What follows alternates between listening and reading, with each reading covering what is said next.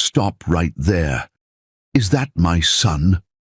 Laura's heart froze as she saw him, Paul, her ex-billionaire, staring at Jack across the schoolyard after 5 long years.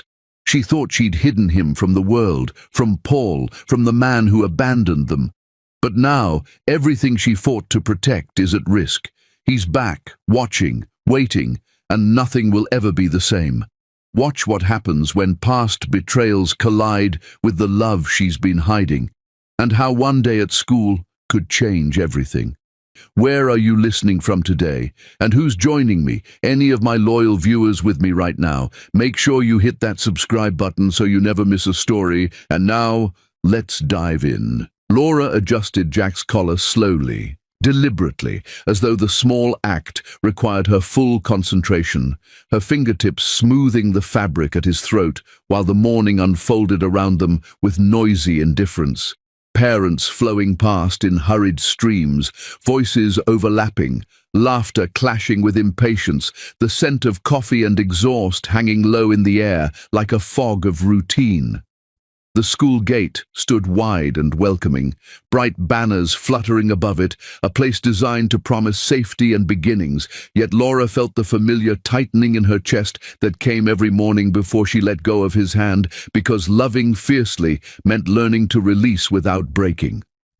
The early sun caught her brown, smooth skin and warmed it gently, but the warmth did nothing to soften the alertness etched into her posture, the kind of vigilance earned through years of being the only adult in the room, the only shield between a child and a world that did not offer mercy freely. She smiled anyway, because Jack watched her face more than he listened to her words, because children absorbed emotion like air, because fear was a luxury she could not afford to pass down. "Eyes forward, champion," she said softly, her voice measured, light enough to sound playful, steady enough to hide the truth of how her pulse ticked faster with every passing second. Jack beamed at her, wide and unburdened, the grin of a boy who believed completely in the solidity of the ground beneath his feet, who trusted that the hand that buttoned his jacket would always be there when he reached back.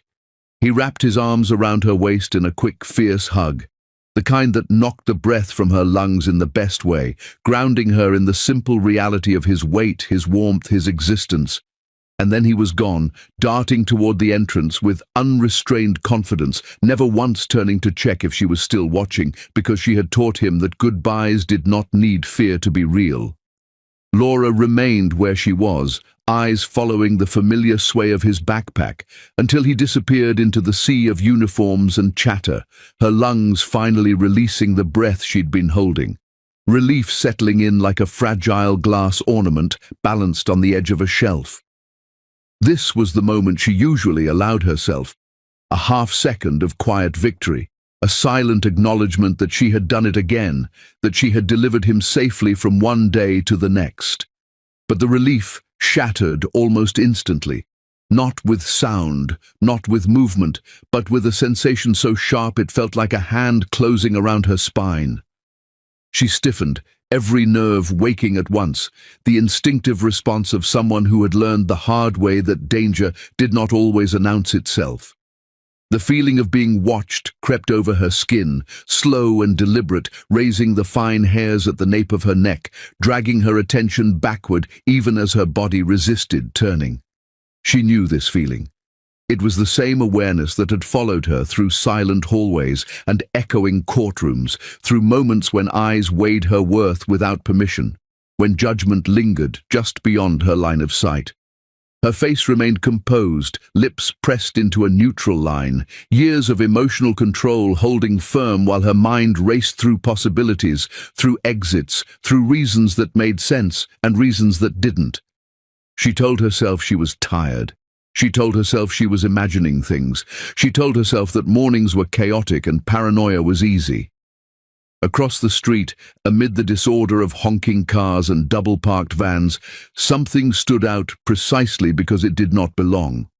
A black luxury car idled at the curb, immaculate and motionless, its polished surface reflecting the fractured light of the street, its presence heavy in a way that had nothing to do with size and everything to do with intention. The engine was silent, the windows dark, as if it were holding its breath. Laura's gaze flicked toward it almost against her will, her stomach tightening as recognition stirred without context. The driver's side window lowered slowly, unhurried, the deliberate pace sending a chill through her veins, because whoever was inside understood the weight of anticipation, understood how power worked when it did not need to rush. Her heart slammed violently the moment she saw his face, the world narrowing to a single, unbearable point of clarity. Paul. The name echoed without sound, memories crashing into the present so abruptly she had to anchor herself to the pavement beneath her feet. Time had marked him, sharpened his features, refined him into something colder and more controlled, but his eyes were the same, unmistakable in their intensity, their focus, their ability to make her feel suddenly exposed.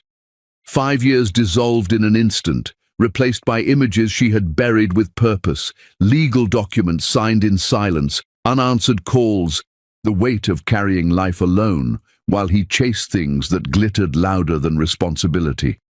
And then she realized, with a cold certainty that stole her breath, that he was not looking at her at all. His gaze was fixed past her shoulder, locked onto the school entrance, onto the space where Jack had just vanished, onto a truth she had guarded with ferocity and fear. His expression shifted almost imperceptibly, something breaking through the composed mask, something like recognition, like calculation, like loss. Laura's chest tightened painfully as understanding settled in her bones. He was not watching a stranger's child. He was watching his son, even if he did not yet know the full weight of that word. Panic surged hot and fast, clawing at her throat, but she crushed it down with practiced efficiency, turning away before the tremor in her hands could betray her. She forced herself to walk, to blend back into the flow of parents dispersing, to act as though the past had not just stepped out of the shadows and into her carefully constructed present. The school bell rang, sharp and decisive, sealing Jack inside the building, separating him from her reach, and the sound echoed through her chest like a warning. She did not look back again. She did not need to. She could feel the car still there, feel the weight of Paul's attention pressing into her back, feel the fragile equilibrium of her life tilting dangerously. Each step away from the gate felt heavier than the last, her mind racing through consequences she had postponed for years, through questions she had never planned to answer, through the terrifying knowledge that secrets survived only as long as no one recognized them. Behind her, the black car remained idling, patient and unmoving, a silent witness to a morning that refused to stay buried. And Laura knew with grim certainty that whatever came next would demand more than survival. It would demand reckoning. 2. Laura turned away instantly, not out of cowardice, but out of instinct, sharpened by years of discipline, forcing her body to move before her mind could fracture under the weight of recognition, her shoulders squaring as if she were merely another parent heading back toward the street, another woman resuming a routine morning. She pressed panic down hard, burying it beneath layers of control she had built brick by brick since the day she learned survival required silence as much as strength, telling herself that fear was only useful if it led somewhere actionable. Her thoughts raced anyway, clashing with logic, reaching desperately for denial, because denial was easier than reckoning. She told herself she was mistaken, that memory had a way of sharpening faces unfairly, that wealthy men were manufactured from the same mold, tailored suits, controlled expressions, eyes trained to observe without revealing intent, and that distance could distort certainty into illusion if you wanted it badly enough. She kept walking, counting her steps, listening to the crunch of gravel beneath her shoes, to the distant shouts of children filtering through the schoolyard fence, anchoring herself to sound and motion so she wouldn't turn around again. But the sense of being watched did not fade. It thickened, settled between her shoulder blades like a hand that refused to lift. Against her better judgment, she slowed, her resolve wavering under the pressure of unanswered questions, and she glanced back just once, quick and sharp, the way you look when you already know what you will see but hope the universe might surprise you out of mercy. The black car was still there, exactly where it had been, its presence unchanged, deliberate, patient. And Paul's eyes were still fixed on the same point, unwavering, not tracking her movement, not acknowledging her escape, but locked onto the schoolyard with an intensity that stole the breath from her lungs. He wasn't looking at her. That truth landed harder the second time. He was watching Jack. Laura's mouth opened on a soundless denial, a single word forming instinctively because refusal felt like the last line of defense she had left. "No," she whispered under her breath, the sound thin and useless against the rush of fear crawling up her spine, cold fingers tracing every consequence she had avoided naming. Inside the schoolyard, Jack's laughter rang out, clear and bright, cutting through her panic with cruel innocence, and the sound twisted something deep in her chest because it existed so completely outside the gravity of what was unfolding. He laughed without knowing that his face, his posture, the careless tilt of his head had just detonated a man's life across the street, had cracked open a past Laura had sealed with intention and pain.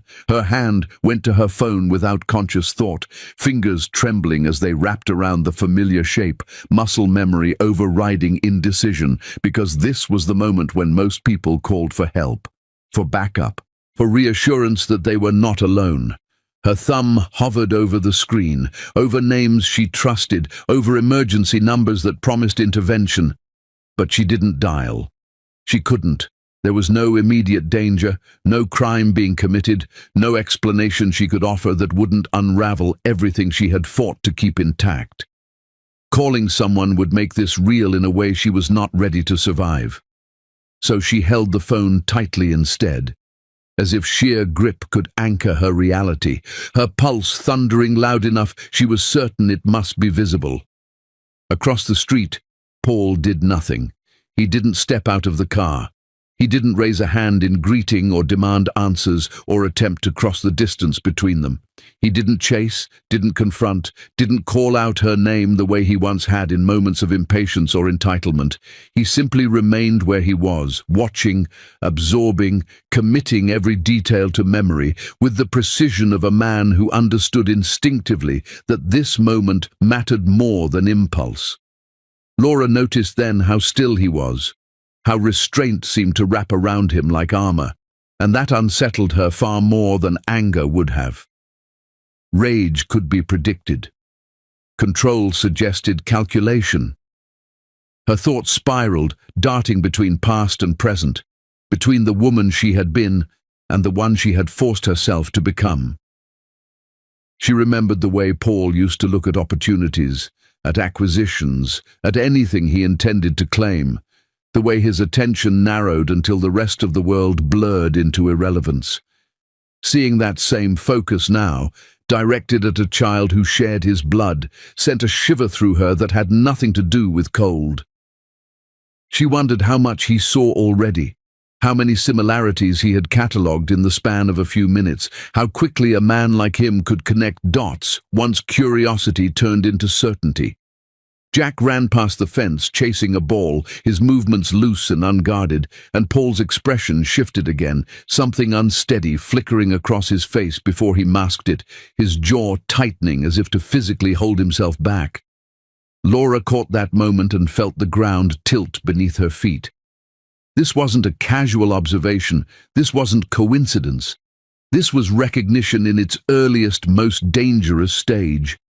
She realized then that the lie she had protected for 5 years, the lie that had given her control, that had given Jack stability, that had allowed her to build a life untouched by Paul's shadow, was no longer contained. It was bleeding out slowly, visibly, staining everything it touched.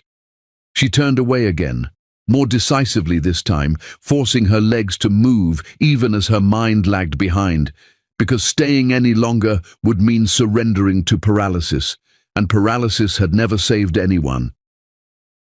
The city swallowed her as she walked, noise and motion closing in, but the awareness followed, relentless. Behind her, the car still did not move. Paul did not follow. He did not need to. He had seen enough for now, and Laura understood with chilling clarity that this was not the end of the confrontation. It was the beginning of surveillance, of questions forming silently, of a future inching closer, no matter how fast she walked away. By the time she reached the corner and disappeared from view, her heart was still racing, her thoughts still tangled in contingencies she had hoped never to consider. She didn't know what Paul would do next. She didn't know how long she had before restraint gave way to action. All she knew was that the morning had shifted irrevocably, and the truth, once seen, could not be unseen. The lie was dying, and Laura was running out of time to decide what would replace it. By the time Laura reached her apartment building, the city had begun to dim into evening, the sharp edges of the morning blunted by exhaust haze and neon flicker, but the tension that had followed her from the school gate refused to loosen its grip. She climbed the stairs with mechanical focus, each step a grounding exercise, each breath measured, because if she stopped moving long enough to think too clearly, the image of Paul's eyes tracking Jack would rise again and threaten to fracture the fragile calm she had worked so relentlessly to maintain. When she unlocked the door and stepped inside, the familiar warmth of her home wrapped around her like a practiced lie, comforting and earned, but no longer impenetrable. The apartment was small, undeniably so, yet every inch of it carried intention, the kind that came from building something piece by piece without help or applause. Jack's drawings covered the refrigerator in uneven layers, crayon suns and crooked houses overlapping, each one a declaration of existence, each one a reminder of nights spent choosing patience over exhaustion. The couch bore the faint indentation of shared evenings. The coffee table held school newsletters and half-finished puzzles, and the walls echoed softly with the life she had constructed out of necessity and stubborn resolve. This was not luxury, this was survival refined into comfort. Laura set her keys down carefully, as if noise itself might summon the thoughts she was trying to outrun. She moved into the kitchen and began preparing dinner on autopilot, chopping vegetables with steady precision, the rhythmic sound of the knife against the cutting board offering a fragile sense of order. Jack sat at the small table, legs swinging as he talked animatedly about his day, about a goal scored at recess, about a classmate who had shared a snack, about the ordinary triumphs that defined childhood. Laura nodded at all the right moments, smiled when expected, murmured encouragement with practiced ease, her responses calibrated to reassure without distraction. Outwardly, nothing was wrong. Inwardly, her mind replayed Paul's face like a warning sign she had passed too many times without stopping, each recollection sharper than the last, each one stripping away another layer of denial.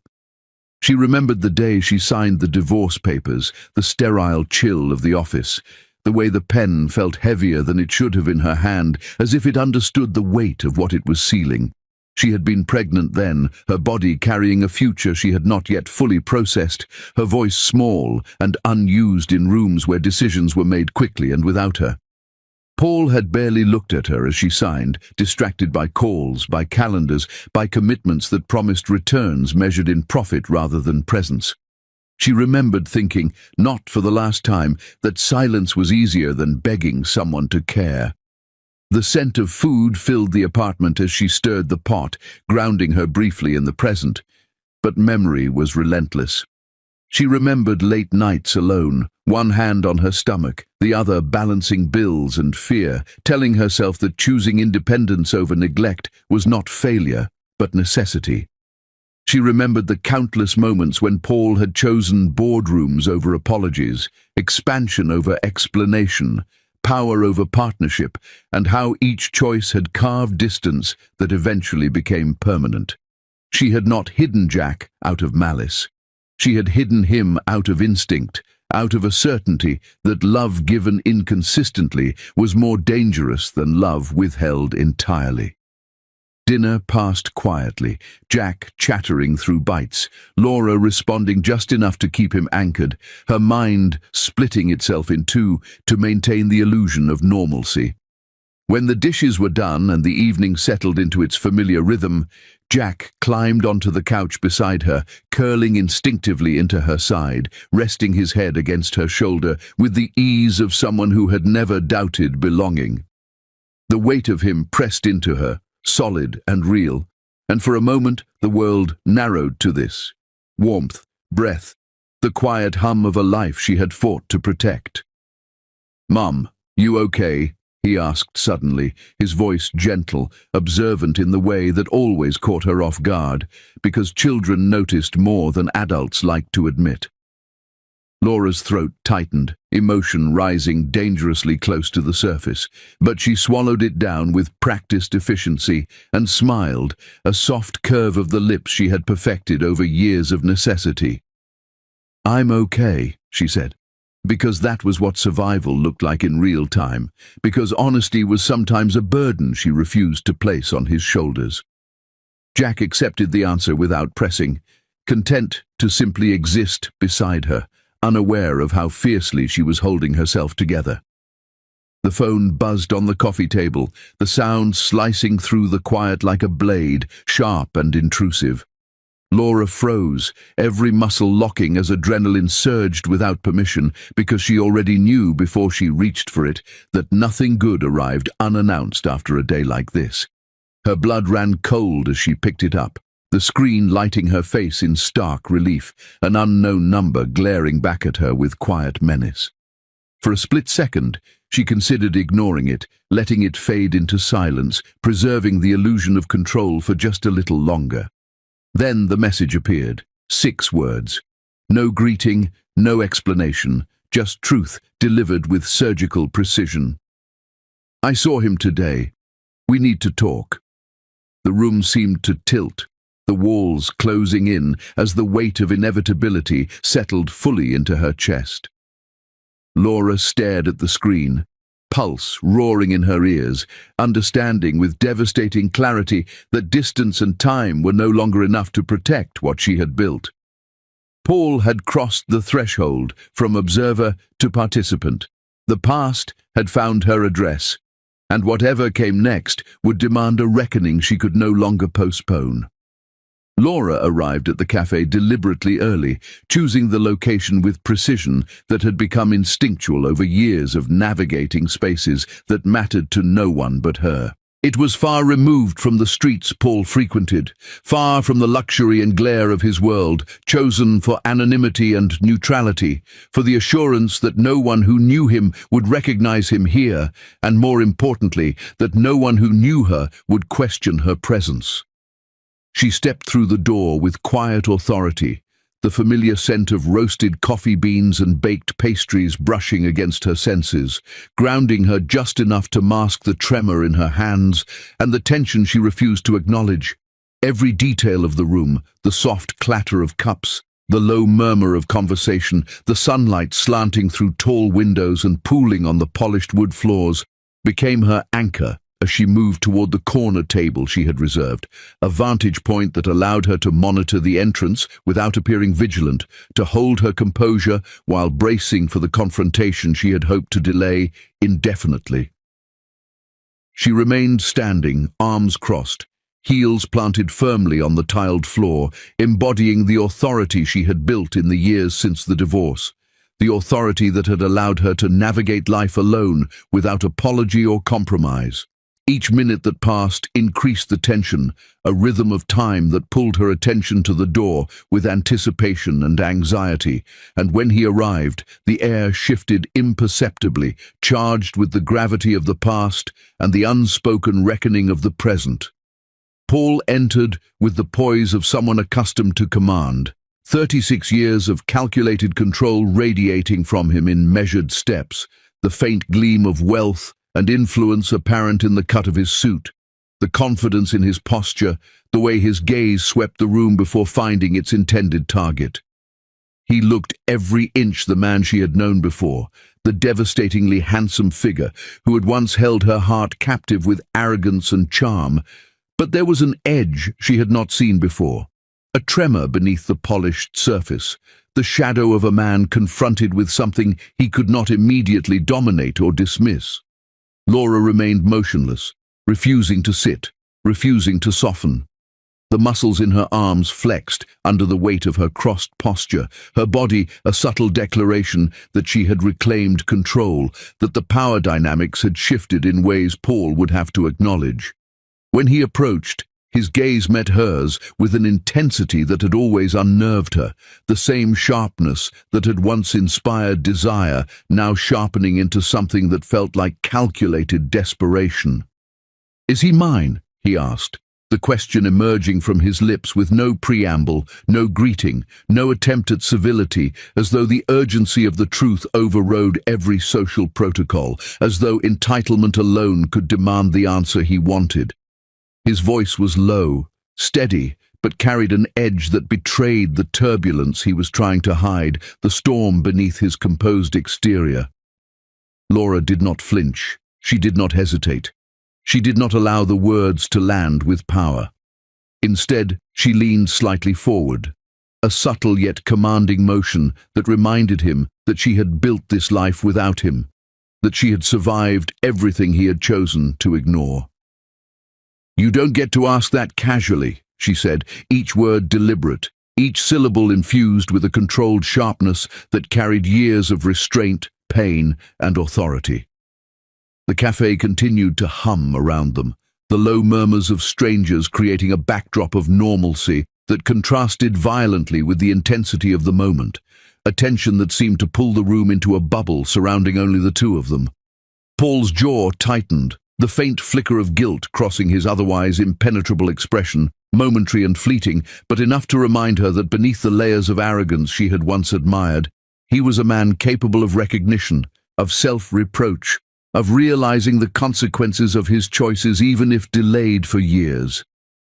"You hid my son from me," he said, the words tasting like accusation, but carrying undercurrents of regret, almost hesitant, almost vulnerable, a crack in the armor he had so carefully maintained.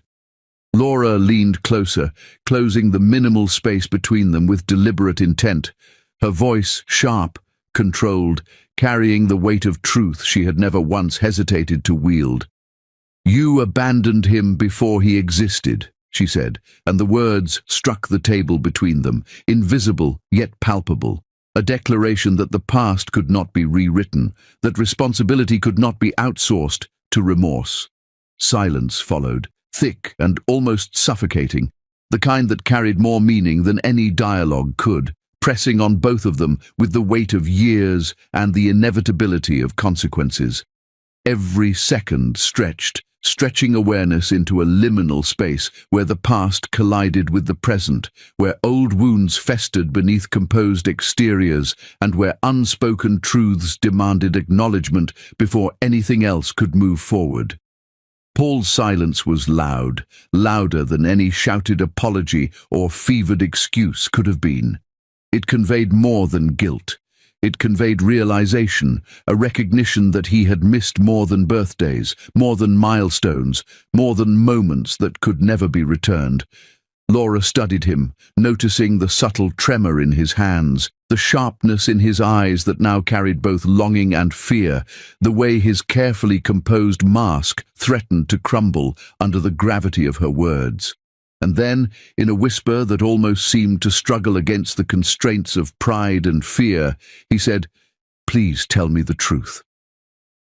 That single phrase hung in the air, fragile and dangerous, the first acknowledgement that the lie she had protected, the life she had meticulously shielded, was no longer solely under her control.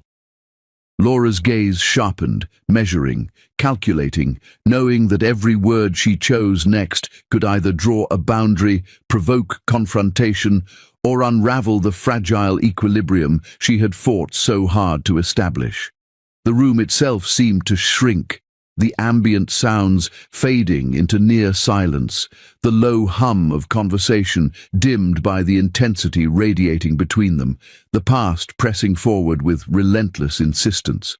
She knew that answering, or refusing to answer, would set a precedent, not just for him, but for the life she and Jack had built without interference, for the foundation she had insisted on preserving in the face of neglect, abandonment, and broken promises.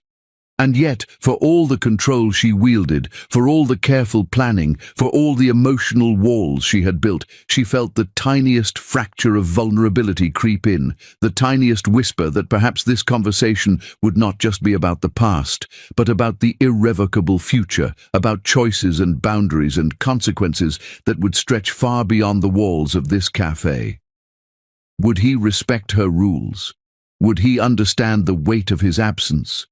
Could she allow him into a space she had protected at such cost?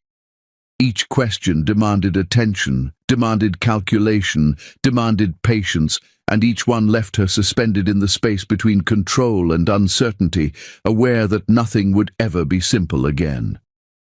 "Yes," Laura said, her voice steady, precise, and unafraid, each syllable deliberate, like the laying of bricks in a wall that had withstood years of storms. "Jack is your son." The words left her mouth with a clarity that made them impossible to ignore, as if they carried the weight of time itself, the unyielding truth of years spent in solitude, the accumulation of every sleepless night, every decision made without him, every moment of quiet sacrifice that had allowed a child to grow, loved and whole, despite absence and betrayal. Paul's breath hitched almost immediately, a sharp intake of air that betrayed the shock he attempted to contain behind his carefully constructed mask, as though the impact of recognition physically struck him in the chest. For a moment, the room felt suspended, the ambient noises of the cafe, the clatter of cups, the soft murmur of strangers' conversations, the hiss of the espresso machine, fading into background static, leaving only the weight of a revelation that had been years in the making. He stared at her, as if measuring the validity of the words, testing reality, searching for a hidden twist that might undo the truth he had long avoided acknowledging. But there was none. Laura did not apologize. She did not soften her delivery with the easy balm of regret. She did not offer excuses, explanations, or attempts at reconciliation. Each omission was intentional, a reaffirmation of the independence she had carved out in his absence, a shield to protect the fragile life she had built from the debris he had left behind. "I raised him alone," she continued, her tone calm yet unwavering, infused with authority and the quiet pride of one who had faced unimaginable challenges without wavering, "and I did it well." The words hung between them like a gauntlet thrown, the reality of her achievement, a life nurtured, a child loved, a home maintained without his presence, striking with undeniable weight. Paul's hands, which had previously hovered idle, reached for the edge of the table as if to steady himself, the hard surface grounding him while his mind raced to reconcile the man before him, the boy he had unknowingly neglected, and the woman who had survived without him. Every muscle in his body betrayed tension he could not fully mask, the set of his jaw, the barely perceptible trembling in his fingers, the way his eyes flitted momentarily away before locking back on hers, as though he were both drawn in and repelled by the undeniable truth confronting him.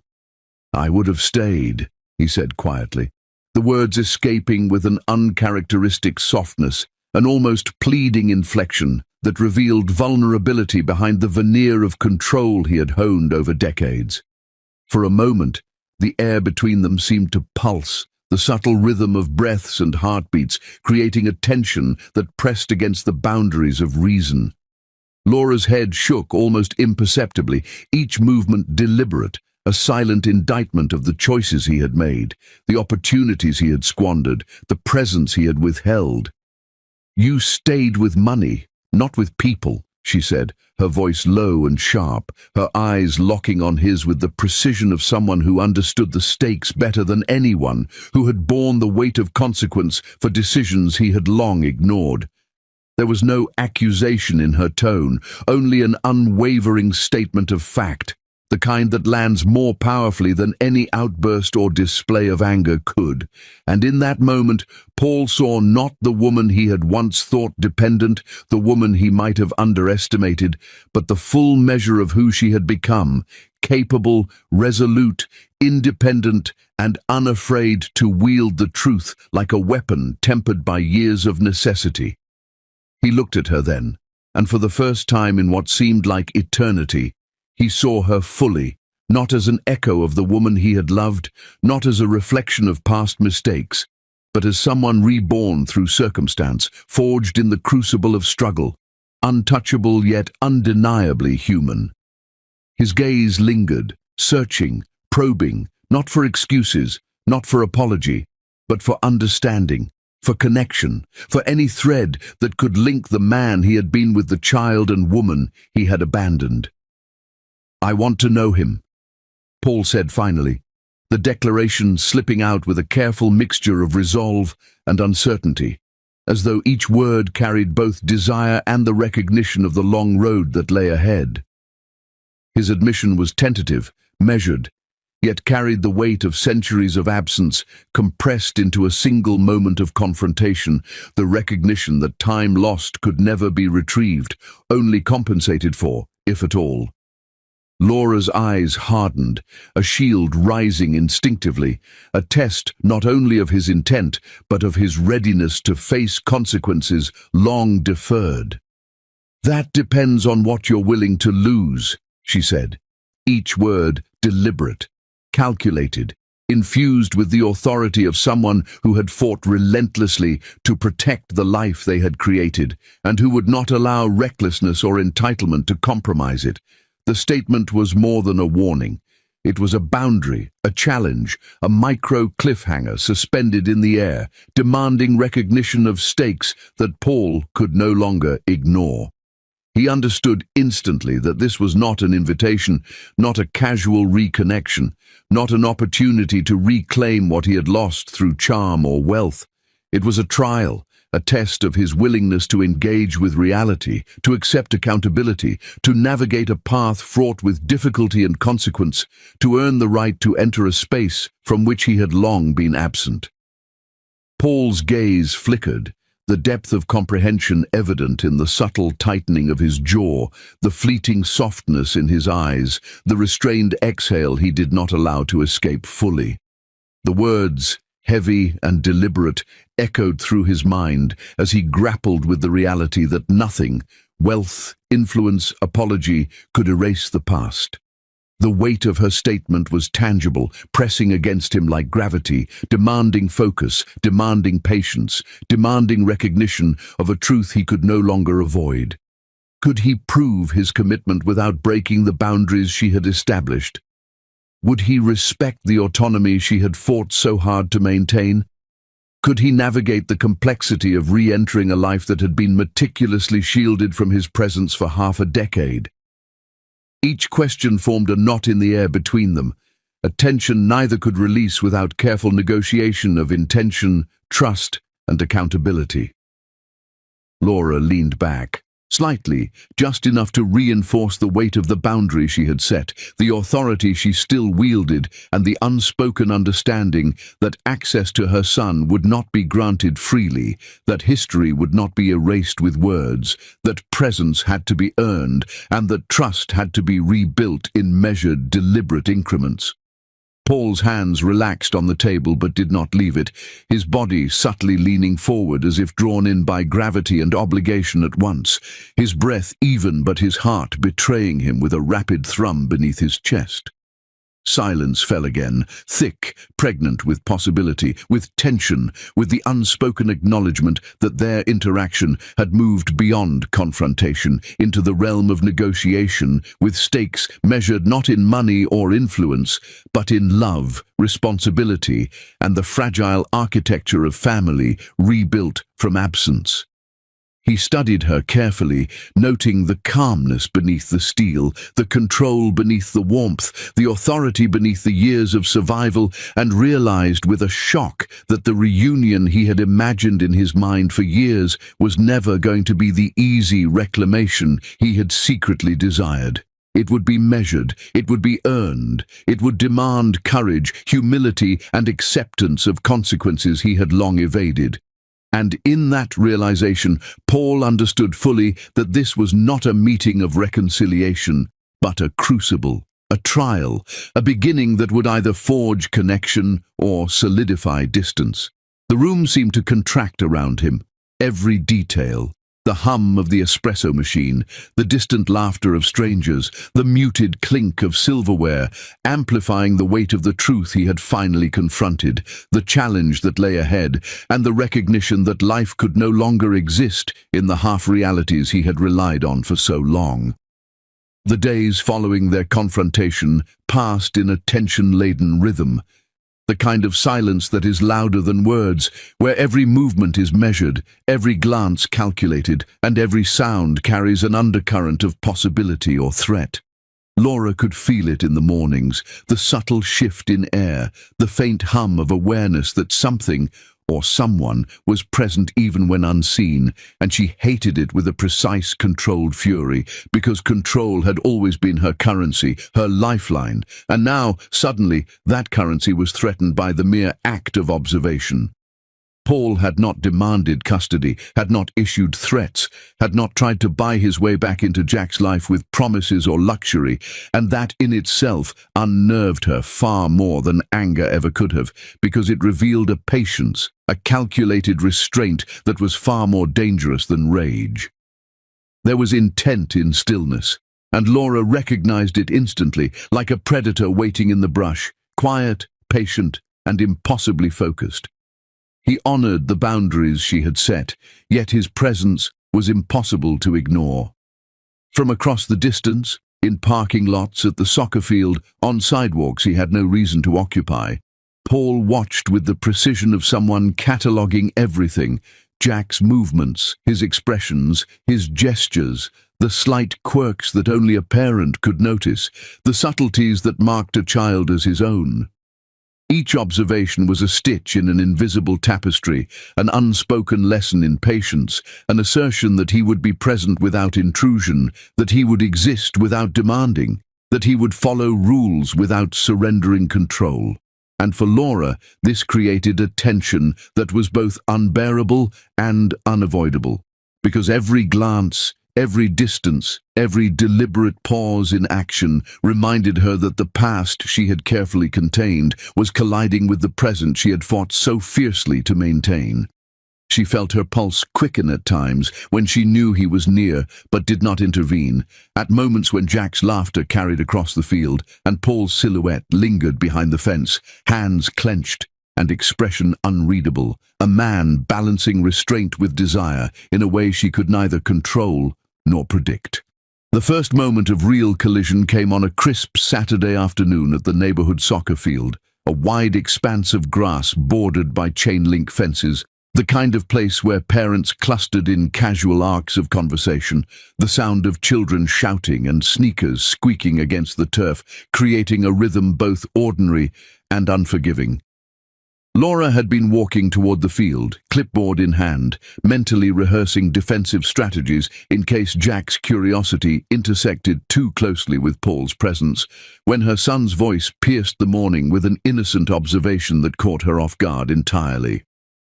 "That guy looks like me," Jack said, pointing casually toward the perimeter, where a tall, athletic man stood just beyond the chain-link fence, hands folded in front of him at first, then unclenched as he recognized the child he had spent years imagining in his mind's eye. Laura froze mid-step, the words striking her with a force that reverberated through every layer of her practiced composure.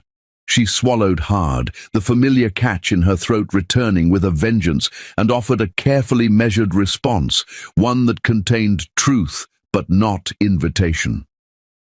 "Some people reflect us without knowing us," she said softly, her voice steady, though her pulse raced in a pattern that betrayed her control. Paul had not moved, had not stepped forward, had not challenged the space she had claimed, but the tension radiating from him was palpable. Standing behind the fence, his body taut, hands clenched now and then unconsciously, jaw tight, eyes trained fully on Jack, He was a study in restrained desire, a man who had learned that patience was now a weapon more effective than immediacy, whose every micro-movement communicated presence without violation. Jack, unaware of the history and emotional complexity surrounding the man observing him, continued to play with a natural exuberance, kicking, running, laughing, every movement unconsciously mirroring traits he had inherited, qualities Paul had always imagined but never touched, never guided, never witnessed. And then it happened. Jack scored a goal, his small feet propelling the ball past the goal line, a triumphant grin splitting his face, eyes lighting up with the unguarded joy of accomplishment. And he glanced instinctively for approval. The first gaze he landed on was Paul's. In that instant, Laura saw the subtle shift in the child, the slight hesitation followed by recognition, the fleeting moment of understanding that he was being observed by someone important. Someone whose approval mattered in ways he had not yet fully comprehended. Paul's lips curved into a smile before he could stop it, a gesture unconscious yet instinctive, warmth leaking through his controlled exterior, a silent acknowledgement of connection across years of absence. Jack returned the smile with immediate, effortless honesty, the kind of pure, instinctive response only a child could give when meeting a mirror of self in another. And in that moment, Laura felt the ground beneath her feet tilt subtly, a quiet tremor beneath her sense of stability as she realized that the presence she had dreaded might be more than mere observation. It might be a seed of possibility, an unspoken bridge forming across time and absence. Yet the mini cliffhangers pressed at the edges of her mind with relentless insistence. Would Paul maintain this balance? Watching without interference, patient without overstepping, controlled without collapsing into the desire he had long suppressed? Could she continue to protect Jack while negotiating the presence of the father he had never known, without fracturing the fragile equilibrium of daily life she had so carefully constructed? And perhaps most unnerving, what would Jack sense in the silent exchanges of glances, the subtle smiles, the unspoken recognition that hinted at a father's presence, a connection he had no words for but could feel instinctively in the energy between them? Each question looped through Laura's thoughts like a pendulum, pulling her forward and back, challenging her certainty, challenging her mastery over the space she had carved alone. The games continued, each kick of the ball, each shout, each laugh, a measured dance of normalcy overlaid with tension, a layered rhythm that kept both observer and protector in a delicate state of vigilance. Paul did not intrude, but his very stillness carried intention, a promise unspoken but impossible to ignore. Laura found herself shifting constantly, adjusting positions to maintain sightlines without revealing panic, her mind cataloguing each interaction, each glance, each subtle emotional resonance between father and son, all while holding herself steady, all while rehearsing every future contingency in the back of her mind. She knew that every choice she made in these moments would ripple forward, shaping trust, boundaries, and perhaps the eventual possibility of connection or its collapse.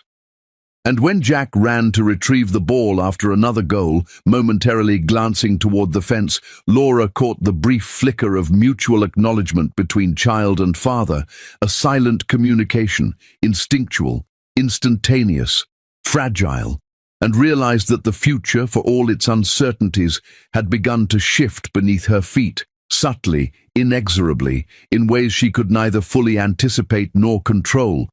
And the weight of that knowledge pressed on her with an intensity that left her simultaneously exhilarated and terrified, knowing that the consequences of these moments would echo far beyond the green expanse of the soccer field, beyond the boundaries of observation, beyond the fragile walls she had built around their life together.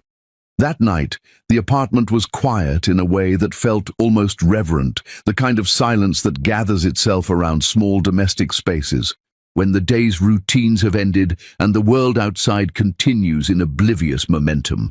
The soft hum of the refrigerator, the distant murmur of traffic, the faint creak of the wooden floor beneath Laura's feet, all of it became the backdrop for a moment she had been avoiding for years.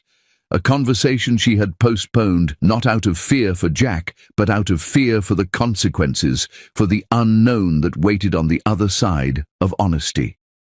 Jack, fully aware of the calm that preceded her most serious moments, sat cross-legged on his bed, eyes clear and unflinching. And for a heartbeat, Laura froze, the weight of everything she had protected pressing down like the dense air before a storm.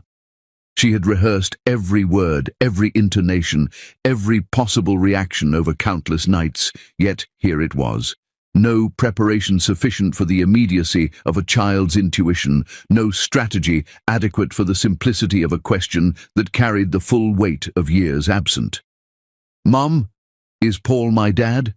Jack asked plainly, without hesitation, without fear, his voice a gentle disruption of the stillness. A question poised not just for knowledge, but for validation, for recognition, for confirmation that the invisible threads of connection he had felt were indeed real. Laura's heart stuttered violently at the sound of it, her chest tightening, pulse hammering against the constraints of restraint she had perfected over years of solo parenting. She sat beside him, the bed sinking slightly beneath her weight, and felt every molecule of her being vibrate with anticipation, guilt, and relief, all converging into a moment of unavoidable truth.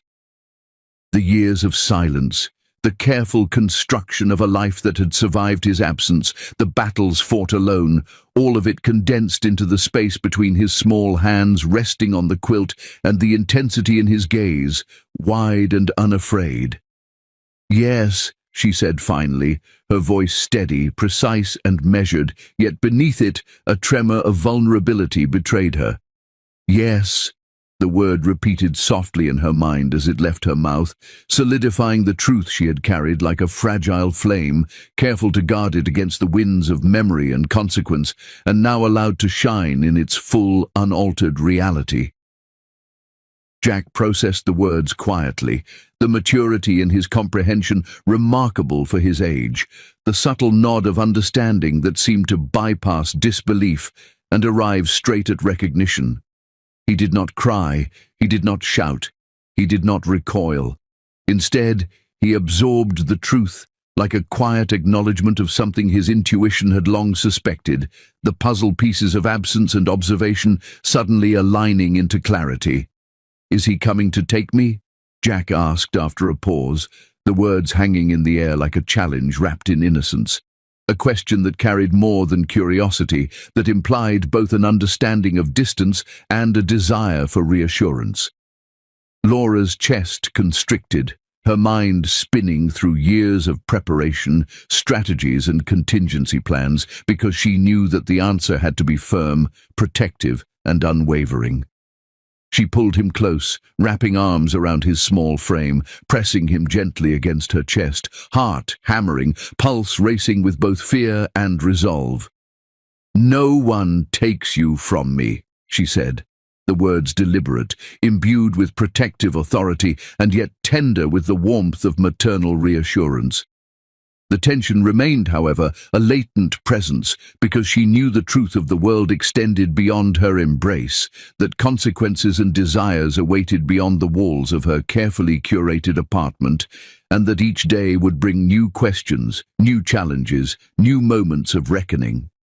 The next morning dawned with crisp sunlight spilling across the playground of the local soccer field, the air carrying both the scent of freshly cut grass and the faint metallic tang of early autumn.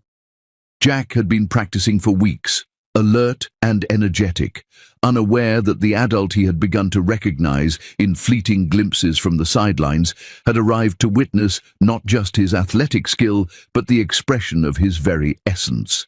Today, he walked up to Paul without hesitation, his small shoes crunching over gravel, eyes steady, steps unaccompanied by the usual hesitancy children feel when confronted by figures both familiar and unknown. "You can sit with us," Jack said simply, decisively, the words articulated with a calm authority that surprised both Paul and Laura, a declaration of inclusion, a silent test of boundaries, a child's articulation of trust yet to be fully earned. Paul, startled by the courage and clarity in Jack's voice, knelt slowly to meet his eye level, the slight bend of his knees a subtle gesture of humility, vulnerability, and recognition of the power he had forfeited through years of absence. "Only if your mum says yes," Paul said, voice trembling just enough to betray the emotions he had spent years containing, the mixture of fear, hope, longing and reverence that made restraint difficult despite every muscle in his body commanding him to act with patience. The words carried a weight not just of submission, but of an understanding of the rules she had set, the boundaries that had defined their interaction thus far, and the recognition that nothing in this moment was owed, that every movement, every smile, every acknowledgement had to be earned. Jack turned back toward Laura, eyes bright and expectant, the silent question of approval burning in their depths, and the surrounding parents and children paused unconsciously, sensing without realizing it the gravity of a small boy negotiating access to a father long absent, and the careful balancing act of a mother guarding the boundaries she had fought so fiercely to maintain. Laura's mind raced, the undercurrent of anxiety and anticipation, a torrent she struggled to regulate because she recognized the subtle psychological complexities unfolding in real time, the formation of trust between child and father, the delicate negotiation of authority and affection, the silent agreements and concessions communicated in posture, eye contact and intonation. She had known that these moments would arrive, had rehearsed them countless times, yet the immediacy and authenticity of their enactment brought a visceral awareness she could not suppress.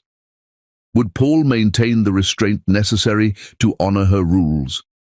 Would Jack sense the cautious sincerity behind the adult's measured words? Could she allow this interaction without destabilizing the fragile equilibrium of her carefully curated life? Each movement, each glance, each pause carried implications that extended far beyond the immediate playground, and she realized with quiet, potent clarity that the stakes had never been higher. Paul's eyes met hers across the small distance, and in that silent exchange, a tension neither could name settled between them. The recognition of possibility without promise, connection without possession, presence without entitlement. Jack's small hand brushed against Paul's for the briefest instant, a subtle gesture of trust, a quiet acknowledgement of tentative acceptance, and Laura felt the ground shift imperceptibly beneath her feet once again. Every instinct screamed to protect, to intervene, to correct. Yet she held herself still, understanding that the lessons of patience, observation, and boundary setting were now being enacted in real time. That the future of trust and relationship would be negotiated in micro moments such as this, fragile yet profound. And as the sun climbed higher, illuminating the small trio on the field, the boy, the mother, the father, the surrounding world seemed to fade, leaving only the delicate, charged bubble of observation, interaction, and unspoken understanding. How would trust continue to form? How would boundaries be tested, respected, or crossed? What unseen consequences lay in the simple act of sitting together, of sharing space without expectation, of allowing the tentative threads of connection to weave forward? And in that tension, Laura realized that life was no longer solely hers to guard, that presence, patience, and cautious inclusion would define the days to come, and that the future, fragile and unwritten, was shifting beneath her careful, watchful eyes, carrying possibilities she had long denied herself the hope to imagine. The rhythm of their lives began to shift, slow and deliberate, shaped by the invisible but tangible rules Laura had laid down, each one a line drawn firmly in the sand that neither wealth nor guilt could erase. The mornings carried the faint scent of possibility, the sunlight through the blinds falling in stripes across the kitchen floor, catching dust motes in the air like fragments of suspended time. Paul arrived not with grand gestures or proclamations of intention, but with a quiet, measured consistency that tested the limits of Laura's guarded trust, the precision of his movements carefully aligned with the boundaries she had declared.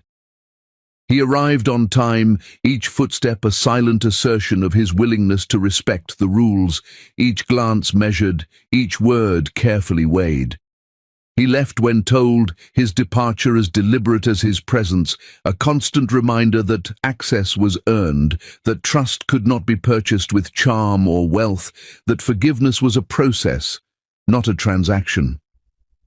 Laura observed all of this with a scrutiny sharpened by years of experience, her brown eyes catching the subtle inflections of his behavior, the micro-expressions that betrayed sincerity, hesitation, or the slightest overreach. She catalogued everything, mentally taking stock of his efforts, aware that every small act carried consequence and that her decisions now were shaping not just Jack's perception, but the architecture of their future. Jack, oblivious to the undercurrents swirling beneath the adult interactions surrounding him, began to sense a change in the energy, a softening of boundaries where laughter and shared moments grew organically. He told stories about school, about friends, about games and victories, weaving details into his conversations as though testing the waters for inclusion, observing how Paul responded, how his gestures matched or fell short of expectation. And Paul listened, not interrupting, not dominating, not attempting to impress. He asked questions sparingly, allowing Jack's voice to lead, guiding subtly without imposing, honoring both mother and child with a restraint that spoke volumes about the lessons he had learned too late.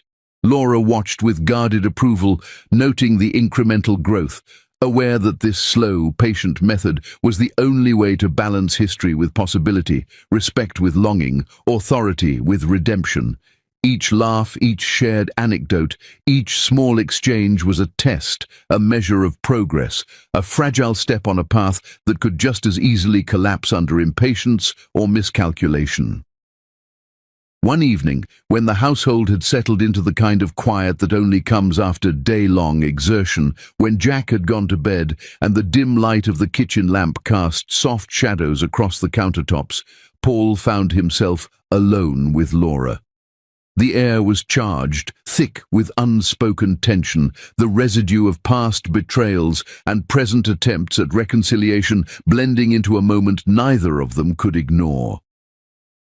"I was wrong," he said quietly, the words deliberate, carrying a weight not of apology alone, but of acknowledgement, the recognition of years squandered, of choices that had hurt those he loved, of absence that could never be fully undone. Laura's gaze remained steady, assessing, unmoved by the timbre of his voice, the slight furrow in his brow, the subtle tension in his shoulders that betrayed vulnerability despite his attempts at controlled composure. She weighed the words carefully, the history between them, the life she had built in his absence, the small victories she had achieved alone, and the immeasurable responsibility she carried toward her son. Her silence was not absence, but calculation, a test of intention and accountability, a mirror held to the past and present, demanding that he meet it with authenticity. "That doesn't fix anything," she said finally, her tone even, precise, unyielding, a statement of truth rather than accusation, a boundary drawn without compromise. The words landed heavily in the small kitchen, resonating with the weight of all that had come before, a reminder that remorse alone cannot heal the gaps created by absence, that acknowledgement alone cannot erase lost time, and that trust must be cultivated with deliberate care, not demanded through words or gestures. Paul nodded, absorbing the declaration, understanding fully the depth of the challenge before him. "I know," he whispered, voice low, carrying humility and recognition of the long road ahead. His eyes did not falter. He did not flinch. He held the weight of her gaze as if accepting the consequences of past mistakes, understanding that this moment was not closure, but commencement, not absolution, but opportunity. Laura turned toward the door, each step deliberate, deliberate as the decisions that had shaped her life without him, each movement carrying authority, a quiet declaration that space, autonomy, and respect were non-negotiable. She paused at the threshold, a subtle gesture heavy with implication, a cliffhanger suspended in the room as if the universe itself had held its breath. "Then prove you've changed," she said, her voice soft yet firm, her words a gauntlet thrown across the chasm of history, a challenge that demanded action over promise, commitment over sentiment, integrity over desire. Paul remained standing, still for a moment that felt elongated by the weight of years and the intensity of stakes involved, caught between the desire to step forward and the necessity to honor boundaries, his chest rising and falling with controlled breath, hands slightly trembling, yet anchored by resolve. The space between them hummed with unspoken questions, potential and tension. Could he truly embody the change he claimed? Would patience and consistency suffice to bridge the years of absence? Could he prove, in every action, every decision, every quiet gesture, that remorse and desire had matured into accountability? Time seemed to slow as he absorbed her directive, the subtle dynamics of power, expectation, and possibility crystallizing in the small room. The lamp cast long shadows across the floor, elongating the distance between them, yet simultaneously compressing the emotional weight, focusing their awareness on the moment, the responsibility, the fragile potential of trust, yet to be earned. What would he do next? Would he falter under the pressure of history? Could he meet her standards consistently, without overstepping, without yielding to impatience, without forcing affection prematurely? The room felt like a crucible, testing resolve, patience, and authenticity simultaneously, the outcomes uncertain, the stakes higher than either of them could fully articulate. In the days that followed, the pattern solidified further, each interaction a deliberate negotiation of presence, each moment a microcosm of accountability. Paul arrived consistently, on time, measured, attentive, listening more than he spoke, earning small increments of trust through action rather than words.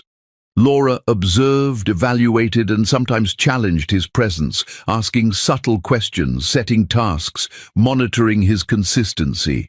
Jack flourished in this environment, his laughter more frequent, his stories more expansive, the warmth between father and son growing organically, cautiously and yet inevitably, under the vigilant supervision of a mother determined to protect the balance she had fought so hard to preserve.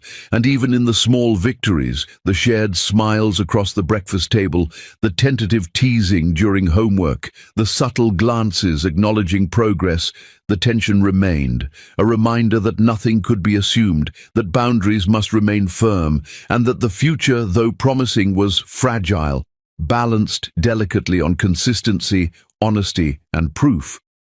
Would he maintain his patience? Would he respect her autonomy consistently? Would Jack fully trust the man who had only recently become present in his life? Each day, each interaction, each measured step added layers to the unspoken narrative, a narrative of accountability, potential reconciliation, and the painstaking cultivation of trust, one deliberate act at a time. Laura, observing this gradual unfolding, felt a shift beneath her feet, subtle yet undeniable. The power of boundaries had created space for change, for connection, for healing. Yet it also amplified stakes, clarified risks, and demanded vigilance at every intersection of interaction.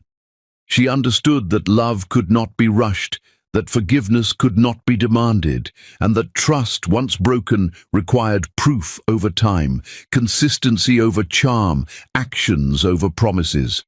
And in that understanding, every glance, every step, every quiet moment with Paul and Jack became charged with meaning, a delicate balance of hope, restraint, and the relentless pursuit of earned connection. 5 years had passed since the life-altering fracture of divorce, a span of time measured not just in days and months, but in the invisible metrics of patience, endurance, and resilience. Laura stood at the edge of the school auditorium, the bright artificial lights casting subtle halos across polished floors, the hum of children's chatter mingling with the low murmur of parents, teachers, and onlookers. The event was ordinary in its formality, a showcase of small victories, talents performed and applauded, certificates awarded, and the delicate choreography of familial pride on display. Yet for Laura, the moment carried a gravity far beyond the simple sequence of presentations. She stood with Paul beside her, tall, composed and present, yet unclaimed by labels or assumptions, a man who had learned the quiet art of accountability, of restraint, of respect for boundaries, and whose presence now shimmered with possibility rather than entitlement. She felt the air around him, a subtle energy charged with years of absence, repentance, and the cautious optimism of trust being earned slowly, meticulously, step by step. Jack, in the center of it all, held both their hands firmly, small fingers gripping theirs with confidence, pride, and an awareness that his role had shifted from passive observer to active negotiator of relationships. The boy's eyes shone with a quiet certainty, the same combination of innocence and insight that had both disarmed and challenged Laura throughout the years. "You don't argue anymore," Jack said, his voice calm, perceptive, the kind of statement that carried more weight than explanation, as if he had been witnessing not just interactions, but the invisible labor of growth, patience, and change. Laura allowed herself a small smile, not the broad, performative kind, but the measured, deep kind that comes from witnessing the culmination of effort, the subtle victory of a long-fought war, fought in silence and discipline rather than confrontation. Paul, standing beside her, answered honestly, the words quiet but infused with the gravity of hard-earned experience, "Because we're done running." There was no defensiveness, no attempt to rationalize the past, no hesitation in facing the reality of his actions, only a calm acceptance of consequence and a steady readiness to participate in the present.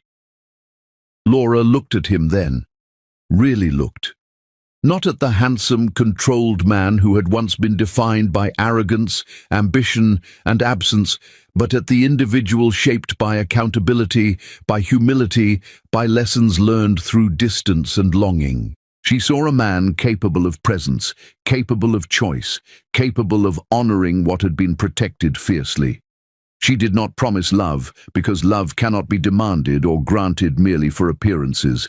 Instead, she allowed the possibility, a door cracked open, inviting, tentative, but grounded in clarity, boundaries, and reality.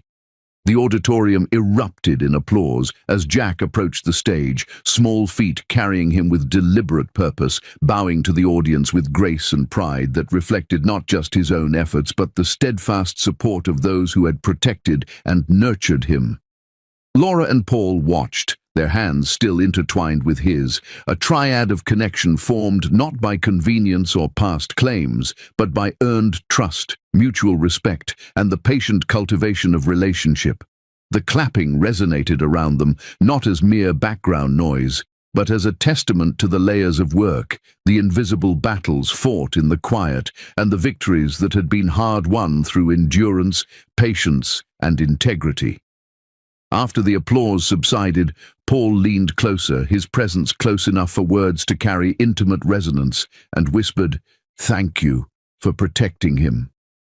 The words were simple, unadorned, but loaded with gravity, acknowledgement, and the recognition of years in which Laura had navigated life alone, balancing the needs of a child, the scars of past betrayal, and the fragile emergence of new possibility. Laura's response was quiet but deliberate, a soft affirmation that carried both conviction and reassurance. "I always will." It was a statement that needed no embellishment, for its power lay in its certainty, in the guarantee that no matter how the future unfolded, she would guard, nurture, and defend the child who had become the axis around which her life now revolved. The moment stretched beyond words, a slow, suspended recognition of the culmination of years, the victories achieved not in confrontation but in endurance, not in grand gestures, but in consistency, presence, and unwavering commitment.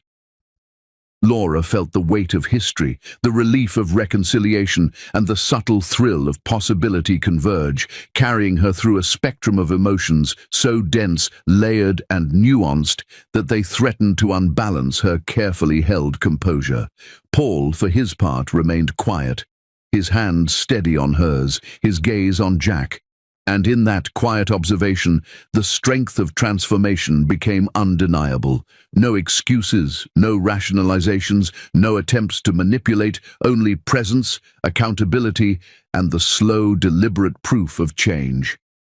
The air between them seemed to hum with unspoken narratives, years of absence, the quiet erosion of trust, the painstaking rebuilding of connection, the silent lessons of boundaries and respect, the recognition that love, while not promised, could emerge organically when space, patience, and authenticity were honored.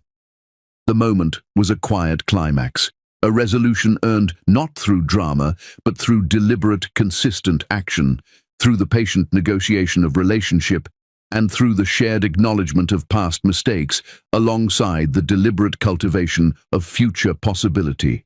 How would trust continue to solidify over months and years? Would the delicate equilibrium withstand the unpredictability of life? Could boundaries, once established and tested, continue to support growth rather than stifle it? The applause, the quiet murmurs, the rustle of the crowd, all receded into the periphery as Laura and Paul and Jack stood together, three figures linked not by assumption or convenience, but by deliberate choice, by endurance, and by the subtle yet powerful affirmation of presence and accountability. Laura understood with a clarity that only comes after years of vigilance and self-reflection that endings are not always dramatic. Sometimes they are quiet, deliberate, and weighted with the satisfaction of something truly earned. And in this quiet triumph, in this space carved by patience, honesty, and unwavering commitment, the narrative found its conclusion, not forced, not artificial, but smooth, resonant, and authentic. The event wound down, and the family began to walk out together, each step deliberate, yet unhurried, the sunlight catching in Laura's hair, the slight wind brushing across Paul's features, and the warm grip of Jack's hand, solidifying the connection that had been meticulously nurtured over years. It was not the ending of stories past, nor the conclusion of possibility, but a victory of a different kind. The quiet assertion that boundaries, patience, and earned trust could yield something deeper, something authentic, something that would endure far longer than passion or impulse alone. Laura glanced at Paul one last time before leaving the auditorium, recognizing fully the man he had become, accountable, present, and measured. There were no grand declarations, no vows of love shouted into the air, no sweeping resolutions. The victory was subtle, internal, and profound. And in that recognition, she felt it. The culmination of 5 years of endurance, sacrifice, and quiet guardianship. The ending did not feel forced. It did not need embellishment. It was earned, smooth, and true. A chapter closed not by drama, but by the patient, deliberate assertion of what mattered most: love, protection, presence, and the fragile, beautiful possibility of connection fully realized. Jack, unaware of the full gravity of the moment, yet fully sensing its emotional resonance, squeezed their hands gently, a small gesture that encapsulated both the triumph of the moment and the continuity of what was yet to come. And for the first time in years, Laura allowed herself to breathe fully, to release a fraction of the weight she had carried alone, to witness a life rebuilt, a family cautiously mended, and a future unclaimed, but undeniably full of promise. Every glance, every gesture, every shared breath in that quiet triumph was testimony to the labor of love, the patient cultivation of trust, and the enduring power of boundaries honored and respected.